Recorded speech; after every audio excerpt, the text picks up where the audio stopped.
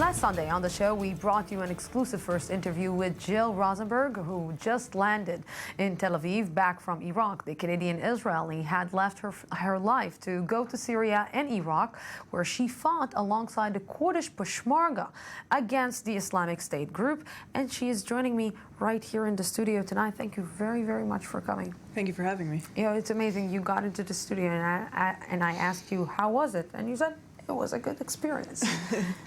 A good experience? This is how you sum up all this, like in one sentence?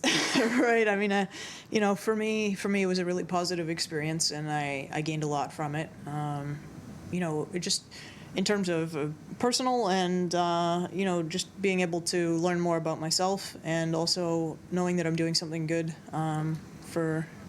You know, before I will ask you, what did you learn about yourself? I will ask you, what did you think when you went to fight the devil himself? Right.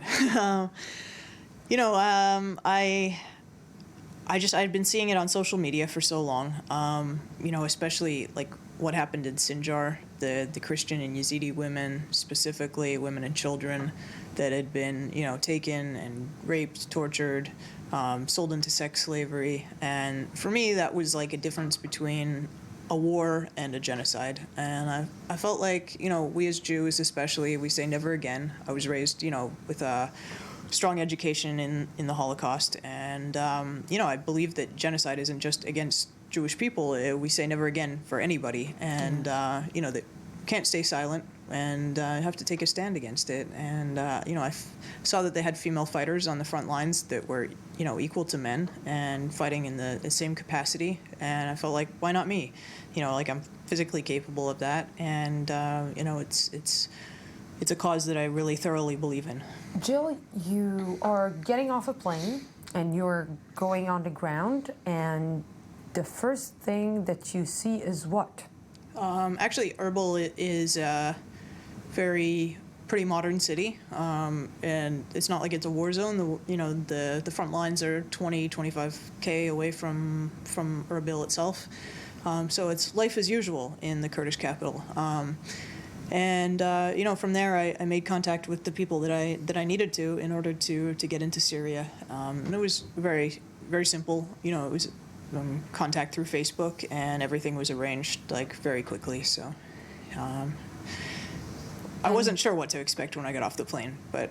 And you are going, like, you're being handed a gun, you are going and actually fighting, and what? Because, you know, it's different seeing it on social media, right, and seeing the Islamic State terrorists on social media than actually to go and face them face to face. Right. No, it definitely is. I was transported into Syria, and once I got to the other side, they gave me a choice between weapons. They, you know, do you want a German weapon, an M16, or an AK-47? Did you fight before? I've never fought before, no, but I was in the Israeli army, and I had, you know, basic weapons, you know, training, and you know, so we received the weapons right away, and went and did a little bit of training because they were Russian weapons that I had, you know, no familiarity with, and so for about a week, we went through all the different weapons that they use, and after that, it was direct to the front lines.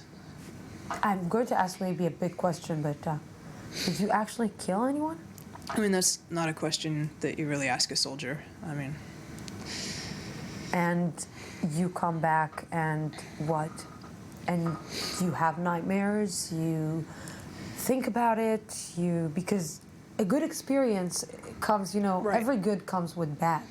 Of course, yeah. And, you know, I'm not going to say that I don't have, you know, trouble sleeping sometimes, but it's just as much as, you know, leaving people behind, leaving my friends behind on the front line that are still fighting Daesh right now, that troubles me as anything else. And you go to them and you see them fight, you fight in front of them and you fight against them. And you see what? You see this evil that we are seeing on social media, that we think that we can see it only on movies, and you see it in your, like, on a daily basis? Not necessarily. Like I've said before, Daesh, they fight in a very cowardly manner. They either send suicide bombers, to a checkpoint or towards your front line, or they fight from 2 kilometers away. They try to avoid close combat because they know that they'll lose in that particular situation. So on a day-to-day basis, they're mostly launching mortars and rockets and heavy machine guns and that sort of thing in our direction. You weren't afraid to die? In a bad way? Like on social media? No, that... Like to be a star of one of their horrific movies? Right. I mean, it's a pretty morbid thing to discuss on TV, but obviously, you take measures against that. So I had, like the last grenade is obviously saved for myself in case of that situation. I would never have allowed myself to get captured. It would have been, I would have been hugging the grenade and, taking as many out with me as I could in that scenario. Or, I also had a 9mm Glock 19 with me. So I was prepared in any eventuality.